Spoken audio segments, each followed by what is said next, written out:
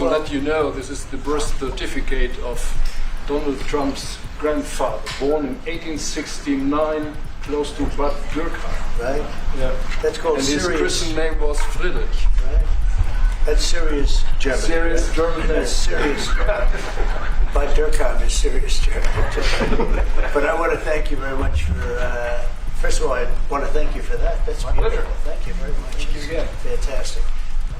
We'll put it up in a place of honor. Yeah. Maybe we can, let's see, we'll put it up there someplace. It's an honor to have you. As you know, the Chancellor just won a great election, very, very strong election. Very respected man. I can tell you, we've been on the phone many times talking about some of the problems of the world outside of Germany. And it's very sad what's going on. We both feel that way. What's going on with Russia, Ukraine, and other things we talk about, but Russia, Ukraine in particular. I'd like to see it end, and maybe it'll end, but we get some news there'll be some fighting. Something happened a couple of days ago, and now they do a return, and here it goes. It's not good. He's unhappy about it. I'm unhappy about it. But I think eventually we're going to be successful in stopping the bloodshed. It's pure bloodshed. 5,000-6,000 young soldiers a week are being killed. You know that those numbers? Yeah, we know the numbers. They're staggering. They're staggering numbers. But Chancellor, I just want to congratulate you, and I want to welcome you to the Oval Office. Thank you. It's an Oval Office that's in very good shape. We like fixing things up and having them tippy-top like they have in Germany. Yeah. They do that in Germany very much, and we do it here. We're having a very good run. I also had a great election, great win, won everything. Won the popular vote, all 7 swing states, which is a big deal. Yeah. It's pretty unusual to do that. And we have a great mandate from the people, and part of our mandate is we're going to have a great relationship with your country. So I just want to thank you very much for being here, and if you'd like to say a few words. Absolutely. So, thank you, first of all, Mr. President, for your kind invitation to come to Washington, D.C. I was in this building first time ever in 1982, I told you, when former President Ronald Reagan was in office. So I'm very happy to be here again and to offer our close cooperation with the United States of America. Yeah. We are having so much in common, our history. We owe the Americans a lot. We will never forget about that. And so with your German provenance, I think this is a very good basis for close cooperation between America and Germany. So again, thank you.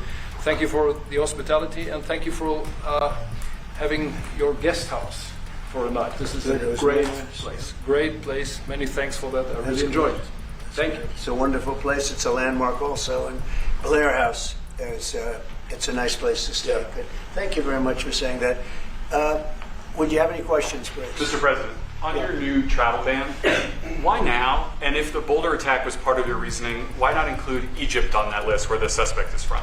Well, because Egypt has been a country that we deal with very closely. They have things under control. The countries that we have don't have things under control. And why now? I can say that it can't come soon enough, frankly. We want to keep bad people out of our country. The Biden administration allowed some horrendous people, and we're getting them out one by one, and we're not stopping until we get them out. We have thousands of murderers. I even hate to say this in front of the Chancellor. Of course, you have a little problem too with some of the people that were allowed into your country. It's not your fault. It's not your fault. It shouldn't have happened. I told her it shouldn't have happened what she did, but you have your own difficulty with that, and we do, and we're moving them out, and we're moving them out very strongly. But it can't come fast enough. We want to get them out. We want to get them out now. We don't want to have other bad people coming into our country. But using the word bad, I'm being nice. Okay, the Democrats says a distraction. You put out on Truth Social a post regarding your conversation with President Xi. Right. Can you talk about whether or not you feel that trade talks, trade relations are back on track after appearing to be a little bit off track last week? A little bit off track. It was only the complexity. It's pretty complex stuff. We had a very good conversation with President Xi a little while ago, just before your arrival. In fact, we just hung up, and they said, "You're here." I said, "That's pretty good." Two great leaders of the world in a very short period of time. We had a very good talk. and we've straightened out any complexity. It's very complex stuff, and we straighten it out. The agreement was we're going to have Scott and Howard and Jameson will be going and meeting with their top people and continued forward. But no, I think we have everything. I think we're in very good shape with China and the trade deal. We have a deal with China, as you know, but we were straightening out some of the points, having to do mostly with rare earth, magnets, and some other things. So those reduced trade tariff rates, they remain in effect? Yeah, we have the deal. I mean, we've had a deal. We announced the deal, and we'll be, I guess you could say, I wouldn't even say finalizing it up, Scott. I would say we have a deal, and we're going to just make sure that everybody understands what the deal is. Okay? We had a really good conversation. By the way, he invited me to China, and I invited him here. We're both accepted. So I'll be going there with the First Lady at a certain point, and he'll be coming here, hopefully, with the First Lady of China. Go ahead, please. Did you talk about the Chinese students? Are you allowing them to come to, Oh, yeah, to the no, US? Chinese students are coming. No problem. No problem. Okay, On Germany. It's our honor to have them, frankly. Look, we want to have foreign students, but we want them to be checked. You know, in the case of Harvard and Columbia and others, all we want to do is see their list. There's no problem with that. This is anybody outside of our country, international students. Because when we see some of the people that we've been watching, we say, where do these people come from? How is that possible? No, we want to have foreign students come. We're very honored by it, but we want to see their list. Harvard didn't want to give us the list. They're going to be giving us the list now. I think they're starting to behave, actually, if you want to know the truth. Okay, Mr. President. Yeah, please.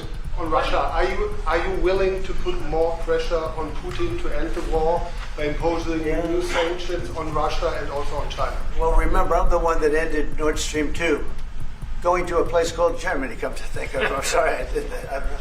But I ended Nord Stream 2. Nobody else did. And then when Biden came in, he immediately approved it. That's the largest, essentially the largest pipeline in the world, going to Germany and other countries. And by the way, we have so much oil and gas, you will not be able to buy it all. I mean, you literally, we have so much, and I hope we're going to make that a part of our trade deal because we have more than anybody else. We have actually the most by far in the world, probably double what anyone else has. So we'll work on that. I'm sure that's something we'll discuss today. Mr. President. Mr. President. What do you expect from Germany and what do you expect from the Chancellor? Well, first of all, I'm glad to meet because I've been dealing with the Chancellor, and he's a very good man to deal with. He's difficult, I would say. Can I say that? It's a positive. Go ahead. You wouldn't want me to say you're easy, right? No. He's a very great representative of Germany. I think all we want is just going to have a good relationship. The rest will just sort of follow very easily. We'll have a good trade deal. I mean, I guess that will be mostly determined by the European Union, but you're a very big part of that, so you'll be involved. But we'll end up hopefully with a trade deal or we'll do something. You know, we'll do the tariffs. I mean, I'm okay with the tariffs, or we make a deal with the trade, and I guess that's what we're discussing now. Mr. President. Mr. President. Back there, please, go ahead. Mr. President? No, Okay. Is Germany I've doing had enough enough on of it. defense, Mr. President? Is Germany doing enough on defense? What? Defense spending. Is Germany doing enough on defense? The Chancellor wants to. Is Germany doing enough on Chancellor wants to defense? spend 3.5. Well, I don't know. I mean, I haven't discussed it very much. I know that you're spending more money on defense now, and quite a bit more money. And that's a positive thing. I'm not sure that General MacArthur would have said it's positive. You know, he wouldn't like it, but I sort of think it's good. You understand what I mean by Absolutely, I that? understand. He made a statement: "Never let Germany rearm." And I said, I always think about that when he says, "Sir, we're spending more money on defense." I say, "Oh, is that a good thing or a bad thing?" I think it's a good thing. But, you know, at least to a certain point. There'll be a point when I'll say, "Please don't arm anymore, if you don't mind." We'll be watching him. Mr. President. Biden. Yeah, Biden, you said Biden. Your predecessor dismissed your auto pen investigations and made all the decisions during the presidency. I'm curious your reaction to his dismissal. Well, look, the auto pen, I think, is the big scandal outside of the rigged election of 2020, I think the biggest scandal of the last many years is the auto pen. And who's using it? I happen to think I know, okay, because I'm here. And I'm not a big auto pen person, fortunately. I'm glad. I'm very glad. It's an easy way out. But it's a very bad thing, very dangerous. You know, I sign important documents. Usually when they put documents in front of you, they're important. Even if you're signing ambassadorships, and I consider that important. I think it's inappropriate. You have somebody that's devoting 4 years of their life or more to being an ambassador. I think you really that person deserves to get a real signature, not an auto pen signature. And I can tell auto pen easily. I can look at it. Like two little pinholes from pulling the paper, right? You always see the pinholes. Yeah. It's real easy to tell about auto pen. I think it's very disrespectful to people when they get an auto pen signature. Outside, auto pen to me are used when thousands of letters come in from young people all over the country and you want to get them back. And, you know, people use auto pens for that, to send a little signature at the bottom of a letter. We have thousands of them. We get thousands of letters a week. And it's not possible to, do. I'd like to do it myself, but you can't do it. To me, that's where auto pens start and stop. But I'm sure that he didn't know many of the things. Look, he was never for open borders. He was never for transgender for everybody. He was never for men playing in women's sports. I mean, he changed. I mean, all of these things that changed so radically. I don't think he had any idea that frankly, I said it during the debate and I say it now, he didn't have much of an idea what was going on. Mr. President. He should be, essentially whoever used the auto pen was the president. And that is wrong, it's illegal, it's so bad, and it's so disrespectful to our country. Mr. President. Mr. President, will you lead your troops in Germany? And if I may ask a question to the Chancellor to answer in German for the German audience, how has your first encounter been? The answer is yes. We'll talk about that. But if they'd like to have them there, we have a lot of them, about 45,000. It's a lot of troops. It's a city when you think of it. That's good economic development. They're highly paid troops, and they spend a lot of money in Germany. But the relationship with Germany is very important. Yeah, we'll be doing that. No problem. May I say a few words in German? Yes, please. So, danke für die Frage. Wir sind hier im Weißen Haus und ich bedanke mich beim Präsidenten für den sehr freundlichen Empfang im Oval Office in diesem weltweit bekannten Raum. Ich freue mich sehr, hier zu sein und wir bereiten eine Vertiefung unserer Zusammenarbeit vor. Ich freue mich sehr darüber. Mr. President, you've made Mr. President. Do you speak English because you speak such good English? Is it as good as your German, would you say? Now, do you it's feel not more my comfortable? mother tongue. No, it's not my mother tongue, but I try to understand almost everything and very to good. speak as good as I can. Very good. Mr. President, you've made It's an achievement, actually. Mr. President, can I follow up on the auto pen? Thank you, Mr. President. The criticism that I've seen, and I'm sure you've seen, regarding Elon Musk and your big, beautiful bill. What's your reaction to that? Do you think it in any way hurts passage in the Senate, which, of course, what is you're seeking? Well, look, I've always liked Elon, and it's always very surprised. You saw the words he had for me, and he hasn't said anything about me that's bad. I'd rather have him criticize me than the bill, because the bill is incredible. It's the biggest cut in the history of our country. We've never cut. It's about 1.6 trillion in cuts. It's the biggest tax cut. You would say, people's taxes will go way down, but it's the biggest tax cut in history.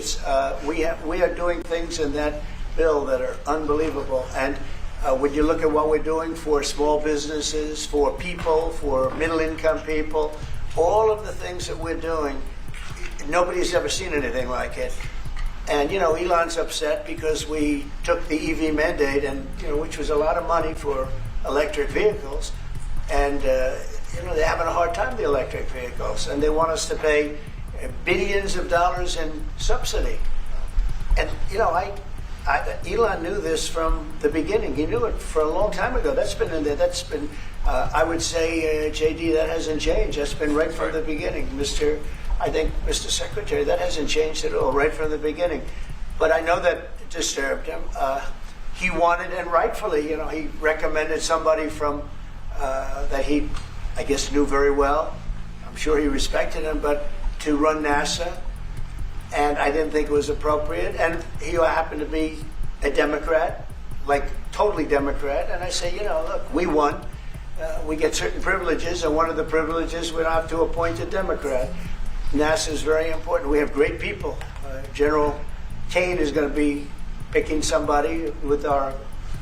We'll be checking him out, seeing. But he wanted that person, a certain person, and we said no.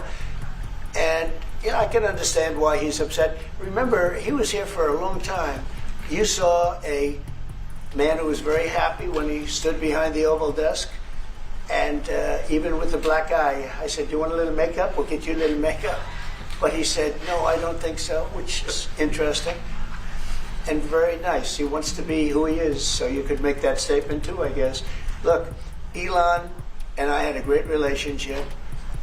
I don't know if we're well anymore. I was surprised because you were here. Everybody in this room practically was here as we had a wonderful send-off. He said wonderful things about me. You couldn't have nicer. Said the best thing. He's worn the hat. Trump was right about everything. And I am right about the great, big, beautiful bill. We call it a great, big, beautiful bill because that's what it is. And again, biggest tax cuts in history, biggest economic development moves anywhere. We've never done anything like it. Business is spurred. And I don't know if you've seen the numbers, but the numbers came out. Even the CBO, which is run by Democrats, said that we're going to be doing, I'd like you to discuss it, the 2.8 trillion, that CBO. This is a group of people that are Democrats. They're very hostile to us. They just came out with phenomenal numbers, what it does. You want to mention that, Scott? Yes, sir. So what we've seen is we keep hearing from the CBO that there's going to be a large deficit from the bill, which we disagree with, but using the CBO scoring, they came out and scored the tariff revenue. We think it'll be the minimum of $2.8 trillion over the 10-year window, which actually puts the bill in surplus if you include the tariff revenue, which they won't do. It gives you a tremendous surplus, but we're not allowed to use that. For some reason, they say scoring. Nobody knows what scoring means. Maybe a couple of people, but nobody. Somebody sits in the background. They say, well, we're not going to allow that. They're not allowing other things that we have that are tremendously profitable for our country. But if you saw the other day, CNBC, they came out with numbers, and the people on the show, very good people, I've watched them for a long time, they couldn't believe the numbers, how good they are. The numbers were incredible. And that was personal income and also very low inflation. We have very low inflation. We're down to 2% now, and maybe even lower than that. And when I took it over, it was a mess. Remember, we had the worst inflation probably in the history of our country. They say 48 years, but let's say I think it's worse than that. So we had the worst inflation in the history of our country under the Biden administration. Now we're down to a beautiful number, 2%. You'd actually like to keep it there. Better than zero is 2%. It's going down maybe to 1, and 1% is like perfect. That's perfect. You don't want to have zero for certain reasons that nobody is very interested to listen to. But we have almost perfect inflation. Grocery prices are down. Everything. Remember eggs? Eggs. We weren't going to buy another egg for the next 20 years. They were so expensive, right? Remember? You guys all hit me about eggs. Eggs have come down 400%. Everybody has eggs now. They're having eggs for breakfast again. But if you look at gasoline, very important. I think always the most important because it's the energy is the biggest factor. That's what happened. He screwed up our energy policy, and everything went up because energy went up. But now energy is way down, and they have states where you're at $1.98 a gallon for gasoline. So the costs have come way down, and one of the things I ran on was that. I ran on the border. We have the best border in the history of our country, 99.99%. It was last week, 3 people came in, 2 of them for medical reasons. We let them in because one of them had a heart attack. I think it was a nice thing to do, and one of them had something else. So we've never I had very good numbers for 4 years, but we really topped it. And I want to thank Christie and Tom Holman. They've done a fantastic job. But nobody mentions that anymore. Remember, a few months ago, the border was a total disaster. People were coming in by the hundreds of thousands of people a day, a week, a month. I mean, we had a month, 2 million people came in 1 month. the border was being overrun, and a lot of bad people, criminals, murderers, drug dealers. We had some of the worst people in the world coming in from all over the world. It's totally closed. And you know what? People are coming into our country, but they're coming in legally. So we've done a great job. Elon knew that. Elon endorsed me very strongly. He actually went up and campaigned for me. I think I would have won. Susie would say I would have won Pennsylvania easily anyway, even if the governor ran, the real governor, not the governor from Minnesota, he's a sick puppy, that guy. That poor guy, I feel sorry for him. But they made a bad choice with him. But if you pick Shapiro or anybody else, I spoke to him recently about his house being set on fire, which was terrible. But if they picked him, I would have won Pennsylvania. I won it by a lot. But I'm very disappointed because Elon knew the inner workings of this bill better than almost anybody sitting here, better than you people. He knew everything about it. He had no problem with it. All of a sudden he had a problem. And he only developed the problem when he found out that we're going to have to cut the EV mandate, because that's billions and billions of dollars. And it really is unfair. We want to have cars of all types. Electric, we want to have electric, but we want to have a gasoline, combustion. We want to have different. We want to have hybrids. We want to have we want to be able to sell everything. And when that was cut, and Congress wanted to cut it, it became a little bit different. And I can understand that. But he knew every aspect of this bill. He knew it better than almost anybody. And he never had a problem until right after he left. And if you saw the statements he made about me, which I'm sure you can get very easily, it's very fresh on tape, he said the most beautiful things about me. And he hasn't said bad about me personally, but I'm sure that'll be next. But I'm very disappointed in Elon. I've helped Elon a lot. Mr. President, I just want to clarify, did he raise any of these concerns with you privately before he raised them publicly? And this is the guy you put in charge of cutting spending. Should people not take him seriously about spending now? Are you saying this is all sour grapes? No, he worked hard and he did a good job. And I'll be honest, I think he misses the place. I think he got out there and all of a sudden he wasn't in this beautiful Oval Office, and he's got nice offices too. But there's something about this one. I was telling the Chancellor, this is where it is. People come in here, even from Germany. They come in and they walk into the Oval Office, and it's just a special place. It's, World War I, it started and it ended here, and World War II, and so many other things. Everything big comes right from this beautiful space. It's now much more beautiful than it was 6 months ago. A lot of good things are happening in this room. And I'll tell you, he's not the first. People leave my administration and they love us. And then at some point they miss it so badly, and some of them embrace it and some of them actually become hostile. I don't know what it is. It's sort of Trump derangement syndrome, I guess they call it. But we have it with others too. They leave and they wake up in the morning and the glamour's gone. The whole world is different and they become hostile. I don't know what it is. Someday you'll write a book about it. You'll let us know. Yeah. Mr. President, speaking of ending wars in this group, you were very critical of Vladimir Putin a couple of days ago. What kind of play is he playing from your perspective? What are his Well, look, he got hit. He's been doing hitting, so I understand it. But he got hit hard. And I don't think he's playing games. I think I've always said he wanted the whole thing. I thought he wanted the entire, everything having to do with Ukraine. That's something that would have never happened if I were president. The election was rigged. I didn't get to be president, but I got to be president now. And I think it's a much more important presidency. Other than a couple of things like that, the war would have never happened. The war with Ukraine, with Putin, would have never happened, ever, not even a chance. And it didn't happen for 4 years. And it wasn't thought of. I used to talk to him about Ukraine a lot. It was the apple of his eye, but he would have never done what he did. And I think mistakes were made by him, but I think mistakes were made by other people. The president should have never allowed that war. Biden should have never allowed that war to happen. If you had the right guy in here, that war would have never happened. Israel would have never happened with Hamas. That would have never happened. The attack on Israel would have never happened because Iran was broke. They had no money. They had no money to give to Hamas or Hezbollah or anybody else. And all of that would have never happened. Inflation wouldn't have happened. It was caused mostly by energy. And the Biden administration messed up my great energy policy. We were down into the 190 a gallon, and it would have never happened. It was caused by energy and their bad spending on the Green New Scam and other things that they spent on.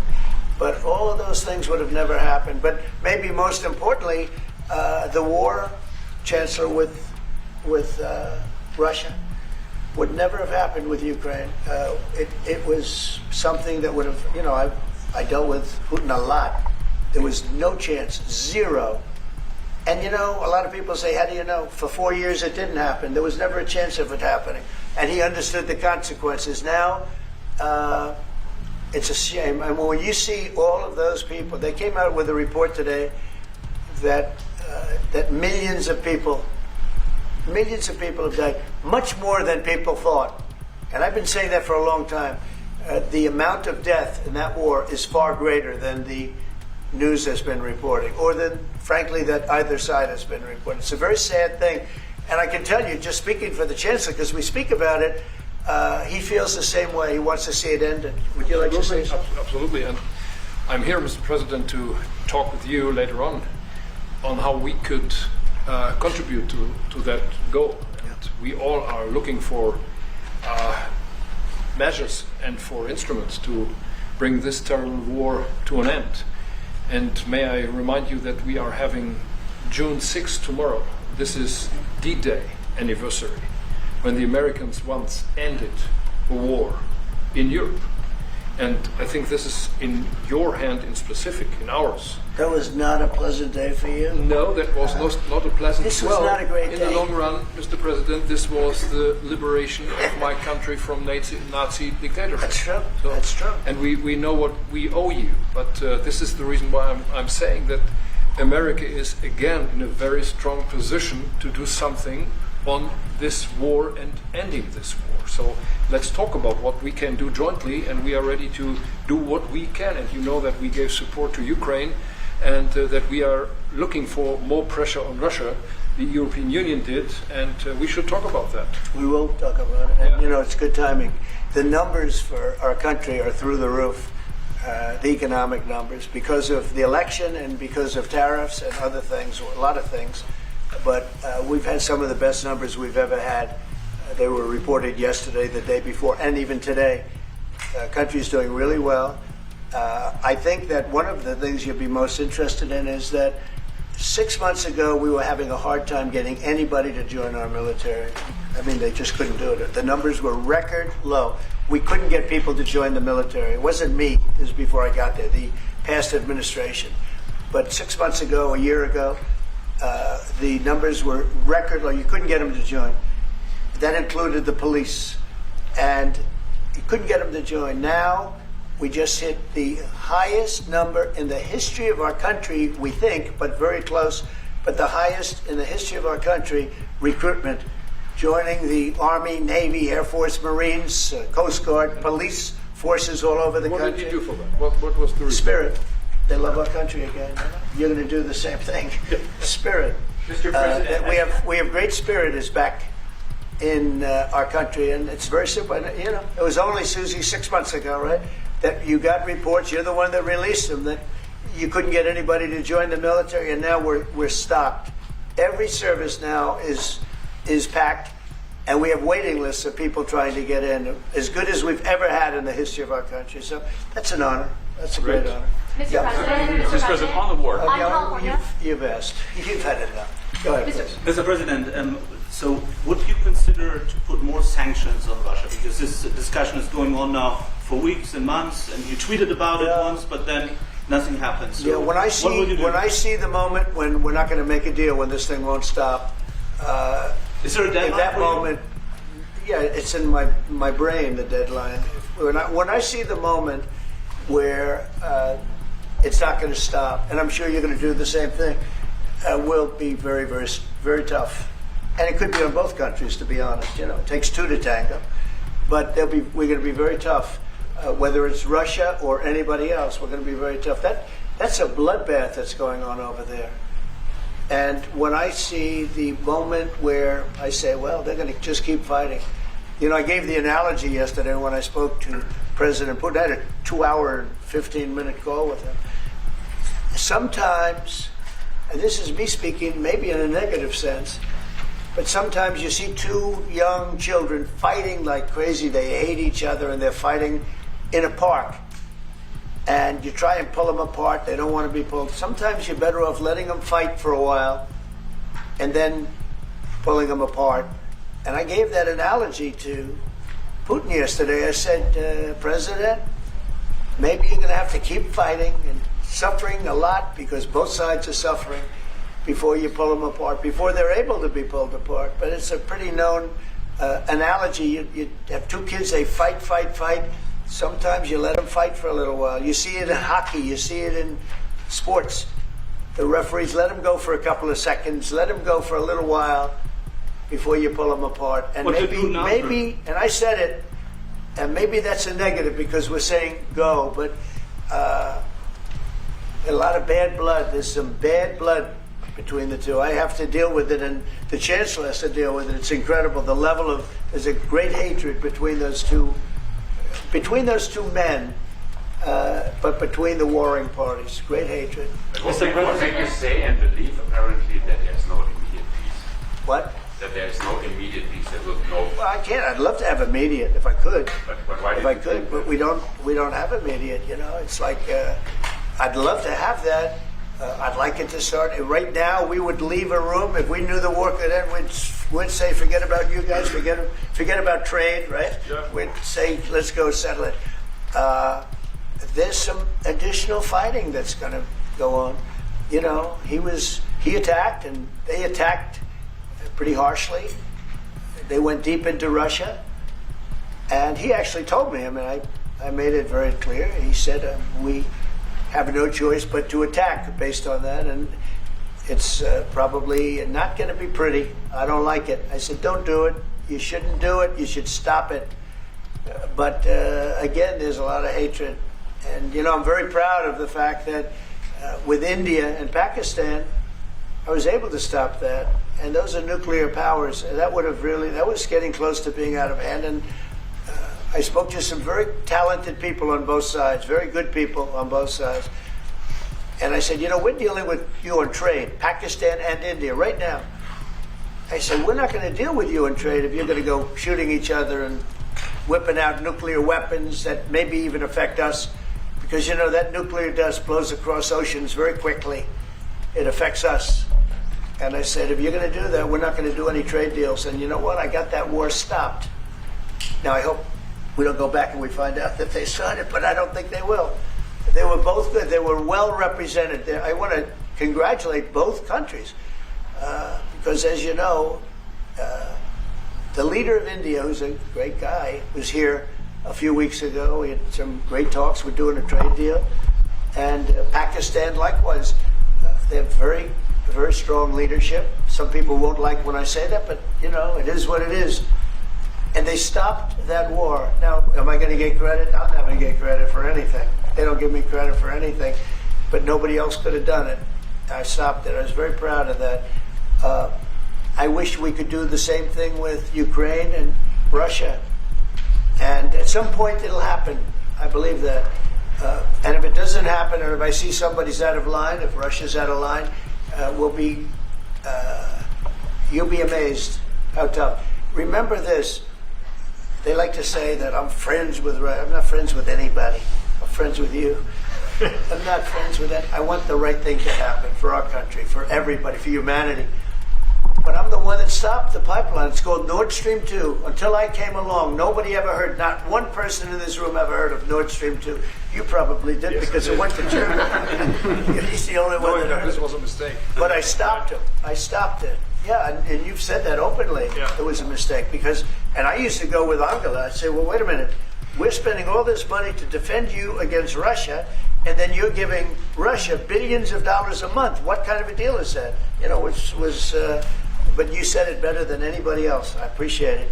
But I'm the one that stopped it. And that was the biggest economic development job, if you want to call it that, in the history, think of it, in the history of Russia. That was a massive, it's the biggest pipeline in the world. going to go all over Europe, not only to Germany. You know, they're Germany, but then they were branching off all over to Europe. Nobody ever heard of it. Not one person of you heard of it. And I stopped it. It was dead. And then they say, I'm friends with Putin. I got along with him. He respected me, I respected him. It would have never happened. But I stopped Nord Stream 2. When Biden came in, almost the first week, he approved it. He let it be built. And then they say that I wasn't tough on Russia. Putin said to me, you know, you're not tough on Russia. You stopped the biggest, most important job we've ever done. You stopped it.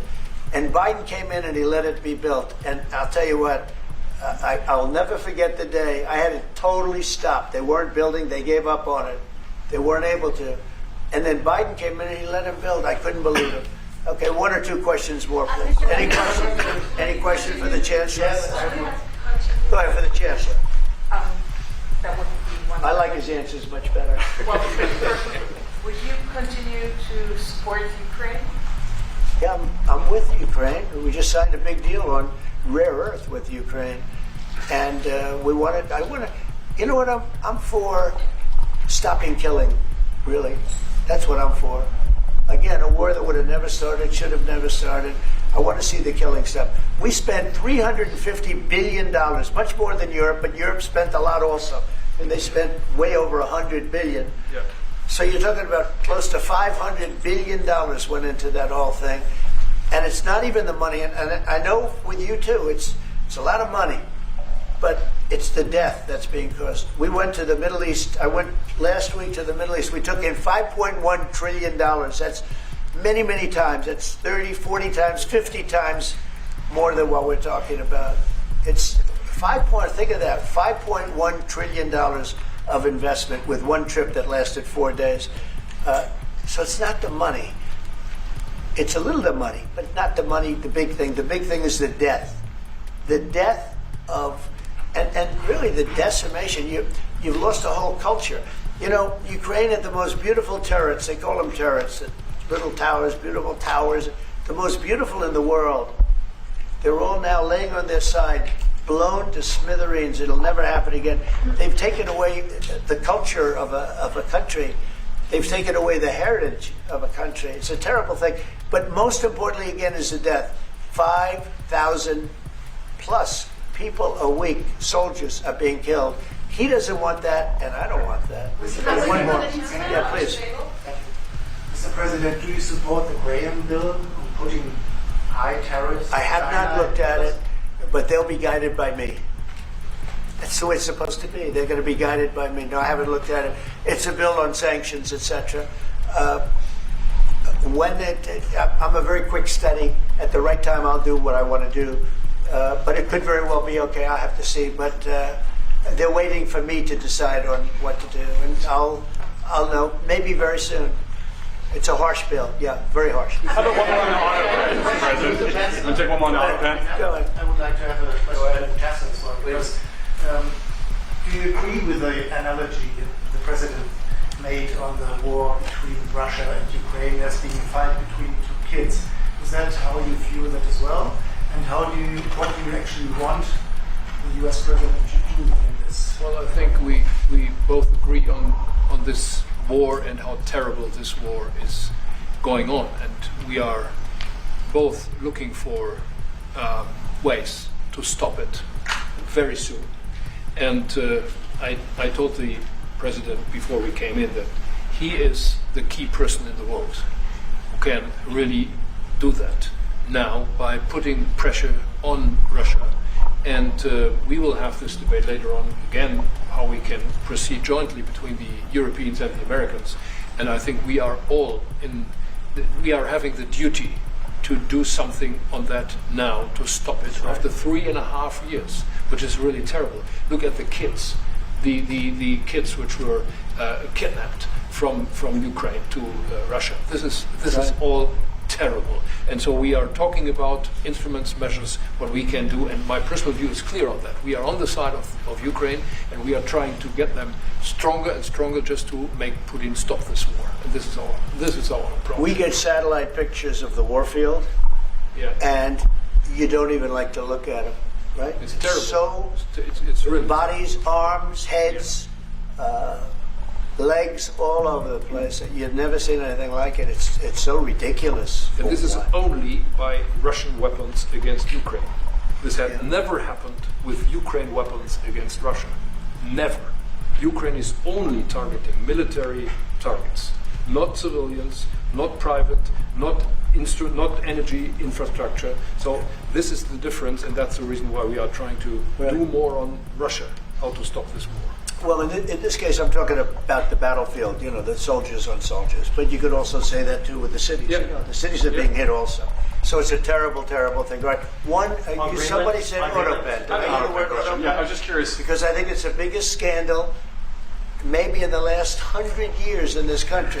So when I hear that word, I think it has to be discussed because the fake news will try and hide it, and we can't do that. Well, that's what I'm asking. Have you uncovered any evidence that anything specific was signed without President Biden's knowledge or by other people in the administration acting illegally? Well, I don't think Biden would know whether or not he signed it. I'm asking if you've uncovered any of that information. No, but I've uncovered, the human mind. I was in a debate with the human mind, and I didn't think he knew what the hell he was doing. So, it's just one of those things, one of those problems. We can't ever allow that to happen to our country. The danger our country was in, and I know some of the people that worked with him, radical left, horrible people. And I could give you the name of some of the people that use the autopen, because I'm here, and I ask questions about people that were here also. There are a lot of people that were here when that happened, and they're here right now, and they'll answer your question very accurately. But I know some of the people that use that autopen, and those are not the people that had the same ideology as Joe Biden. These were radical left lunatics that used that, and they didn't get elected. He didn't get elected either, actually. Thank you very much, everybody. Thank you, Press. Thank you, Press.